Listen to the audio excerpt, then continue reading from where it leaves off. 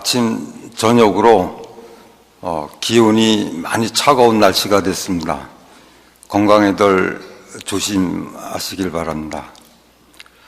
이 환절기에 감기 몸살이 걸리듯이 요즘 모든 종교가, 모든 종단들이 몸살을 앓듯이 딜레마에 빠져 있습니다. 교회 안에서의 많은 걱정들이 단지 우리만 갖고 있는 것이 아니라 이 땅의 모든 종교들이 지금 궁지에 몰려 있듯이 그 자구책을 찾느라 애들을 많이 쓰고 있죠. 그 이유는 뭐냐 하면 가면 갈수록 지금 바깥의 세상 사람들이 종교를 찾지 않는다는 거죠. 종교에 의지하려고 하질 않는다.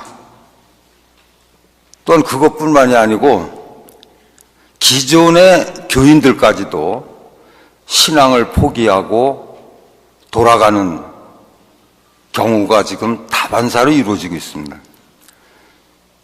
기독교나 불교나 비롯하고 모든 종교들이 지금 교인들이 줄어들고 더더욱이 교회 문을 열고 들어와서 그 신앙에 의지를 하겠다고 하는 사람들이 지금은 보기 어렵다.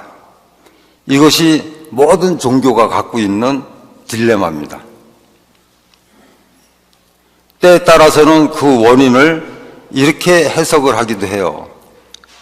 요즘 세상에 물질이 풍요로워지고 아쉬운 것이 없는 세상, 그렇기 때문에 자유분방해지는 시대적 현상 탓이다.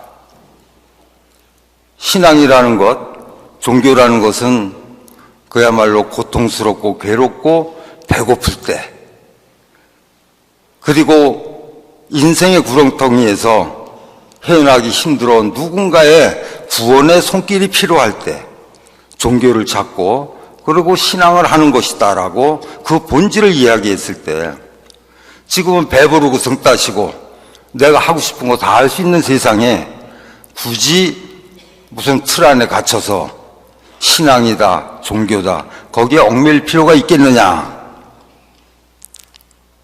이러한 사고방식에 점철된 시대이기 때문에 그렇다, 이렇게 얘기하는 분들도 계십니다.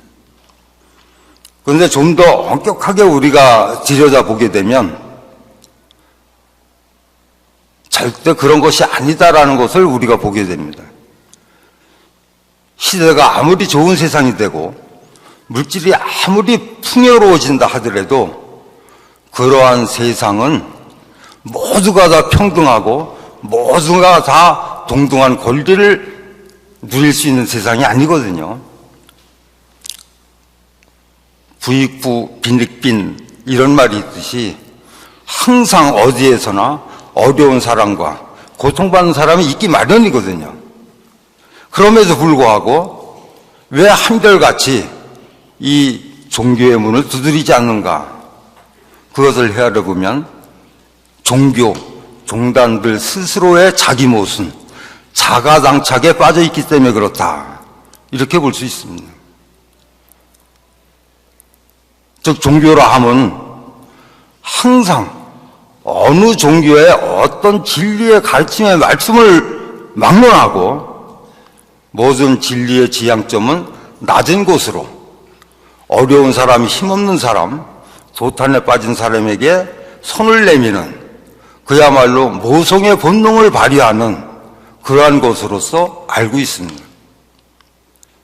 그런데 지금 오늘날 모든 종교들은 도리어 낮은 곳을 도외시하고 도리어 높은 곳을 지향합니다.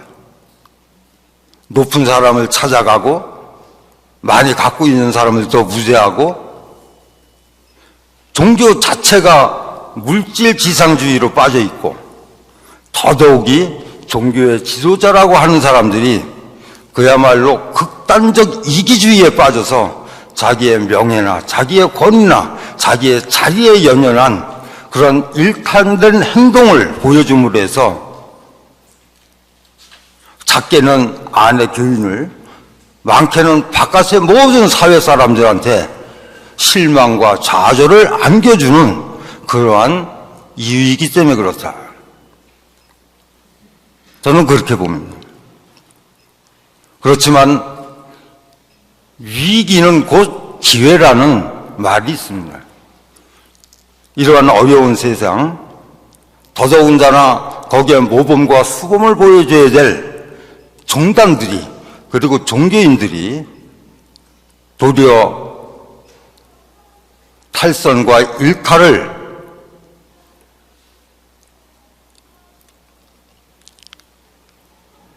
통해서 모든 사람들한테 실망을 줄 때 과연 우리 천도교, 우리의 모습은 그 본질을, 그 기본 바탕을 잊고 있지는 않은가. 도리어 이 위기에서 우리가 찾아가야 될 그 기회라는 것이 무엇일까. 이러한 걸 생각해 보기 위해서 오늘 설교의 제목을 정기법 포독으로 정해봤습니다. 정기법 포독이라는 말씀은 논학문에 있는 말씀이죠. 하느님께서 수은 대진사님에게 돌을 내려주시면서 무궁무궁한 돌을 너에게 주노니 수의연지 잘 갖고 닦아서 그 글을 지어서 사람들에게 가르쳐라. 그리고 정기법 포독하라. 이런 말씀입니다. 그래서 정기법이라는 것은 그 법을 바르게 한다. 그 법이라는 것은 바로 하느님께서 수은 대진상께 내려주신 무궁지도, 즉 무국대도를 말씀하시는 겁니다. 그리고 그 법이라 하면 그 하느님으로부터 받은 무궁지도, 무국대도를 수은 대인사께서 1년여를 거쳐서 갈고 닦고 연마하여 글을 지으신 거죠.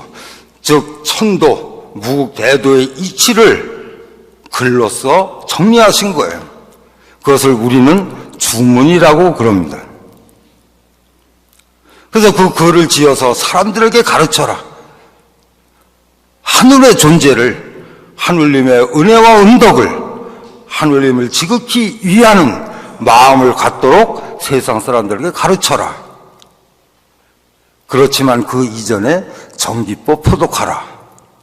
그 법을 바르게 한다는 것은 바르게 닦고 바르게 행한다는 것입니다. 그래서 하느님은 대신사님께 돌을 주시면서 이 무궁한 돌을 글러지어서 사람들에게 가르치되 너부터 바르게 닦고 바르게 행하는 솔선수범을 통해서 포독하라. 하느님의 덕을 펴라 하는 말씀이죠. 우리가 경전을 공부하면서, 경전을 읽어가면서 그냥 쉽게 간과했던 그런 말씀이기도 합니다. 그렇지만 말씀 한마디 한마디를 우리가 새겨보게 되면 엄청난 우리들 자신에게 채찍질을 가하는 그런 의미와 심오한 뜻이 담겨있는 말씀들입니다. 교훈가에서 대신사께서 하느님으로부터 돌을 받고 그야말로 이 무궁한 돌을 어떻게 해야 될지 몰라서 당황해가지고 어디에 물어볼 데도 없고 사양할 데도 없고 그냥 당혹스러운 마음을 갖고 계실 때 하느님께서 수은 대신사께 이렇게 말씀하십니다. 이런저런 생각 두지 말고 정심수도하였어라. 무슨 복잡한 생각을 하느냐. 그저 정심수도해라. 마음을 바로 해서 수도를 열심히 해라.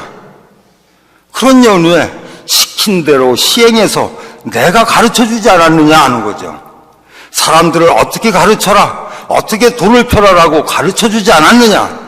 내가 시킨 대로 시행하게 되면 무궁조와 다 던지고 포독천하될 것이니 차제도법 그뿐일세. 너 스스로가 먼저 정심수도하는 것이 먼저요.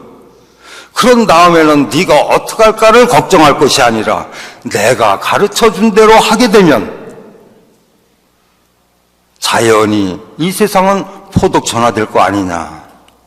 이 무궁한 도의 도법, 차제도법이라는 것은 그것뿐이다. 다른 것이 있는 것이 아니다. 이렇게 말씀하고 계십니다. 하늘님께서 승대진사님에게 이 땅에 포독을 하는 포독천하할 수 있는 그 가르침을 주신 말씀이 뭘까요? 그야말로 제기문 교인 정기법 포독이겠죠. 그렇지만 포독문에서 나에게 영부가 있으니 이 영부를 봐라. 사람들을 질병에서 건지고 나에게 주문이 있으니 사람들에게 가르쳐서 나를 위하게 하라. 그러면은 너로 하여금 길이 살아 덕을 천하에 피게 하리라. 또한 너도 장생하여 천하를 밝히게 하리라. 이렇게 약속하고 계십니다. 이것이 바로 우리 도의 근본이요, 우리가 신앙하고 우리 스스로 닦아나가야 될 본질이다. 정기법이라는 것은 내 스스로가 먼저 닦고 내 스스로가 먼저 바르게 행동하는 것, 그것으로서 덕을 펼치는 것을 우리가 포독이라고 그런다. 우리는 오늘날 우리 스스로가 보게 되면 누구나 할 것 없이 교기인을 하려고 그럽니다. 사람들을 가르치려고 누구나가 애를 써요. 누구나가 선생님이죠. 좋은 말씀, 그동안에 많은 공부들을 하셨고 많은 지식을 갖고 있기 때문에 사람들에게 누구나가 그 교기인을 합니다. 사람들을 가르치려고 그래요. 그렇지만은 정기법을 하지 않죠. 스스로가 먼저 닦고 스스로가 먼저 바르게 실천하는 그런 모범을 보여야 된다는 것은 저 먼 데다 버려놓고 그저 우리는 입으로만 가르치고 있지 않는가. 단언하건대 우리 천도교는 분명히 물질을 지향하고 있지 않습니다. 단언하건대 누구나가 개인적 이기심을 갖고 천도교 신앙을 하지 않습니다. 그렇지만 애석하게도 스스로 수범과 모범이 되어야 된다는 것은 잊고 있다는 사실이죠. 이것이 제가 선지사의 상주 선도사로서 근무하면서 그리고 모든 지방 구석구석의 교구들과 그리고 우리의 동덕 여러분들을 만나보고 대화하고 그러면서 느끼는 절절한 이유입니다. 지금은 누가 말로써 얘기한다고 해서 되는 세상이 아니죠. 그렇기 때문에 이 모든 종교들이 딜레마에 빠져 있습니다. 종교라는 것은, 신앙이라는 것은 감동이 전달돼야 되는 것이죠. 그렇기 때문에 이심전심이라고 그럽니다. 이심전심이 되지 않으면, 즉 공감이 되지 않으면 지금이 어떤 세상인데 그 얄팍한 지식 수준을 가지고 얄팍한 소리를 가지고 인생의 좌우명이 될 수 있는 인생의 제일의 가치가 되는 신앙을 이야기할 수가 있느냐. 그 사람의 인생을 이래라 저래라 할 수 있느냐라는 거죠. 그 사람의 인생에 있어서 우리가 신앙이라는 것을 심어주기 위해서는 그 사람이 인정할 수 있는 나의 나된 모습을 보여줘야 된다. 하느님께서는 수은 대신사께 토를 주시면서 이 도로서 포독천하 광제창생을 하기 위해서는 너부터 바로 닦고 너부터 먼저 바르게 실천해야만이 덕을 천하에 필 수 있을 것이다 라고 말씀하고 계십니다. 하물며 대성인이신 수은 대신사께도 하느님께서 그렇게 부탁을 하고 계시고 수은 대신사께서도 평생을 그 말씀에 한치도 어김이 없는 인생을 살아가셨고 그리고 우리에게 구구절절 경전 곳곳에 우리에게 정심수도하라, 정심수도하라, 수도하라, 수도하라 이렇게 말씀하고 계시는 겁니다. 이 위기 상황에서 우리가 어떠한 마음을 다잡아야 될, 어떤 마음으로 우리가 거듭나야 되느냐, 그것은 본론으로 돌아가는 것밖에 없습니다. 다시 회복이 되는 수밖에 없습니다.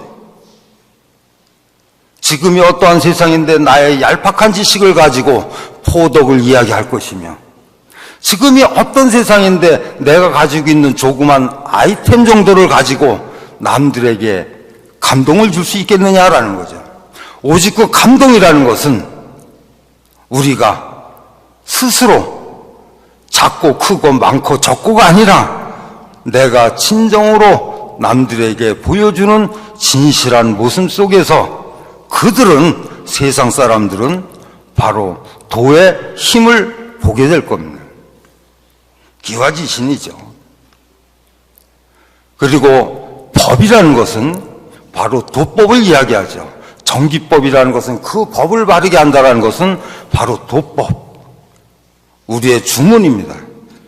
그렇지만 그것은 단순하게 한마디로 이야기하는 것이고, 도법 안에는 도리와 법도라는 것이 같이 존재합니다.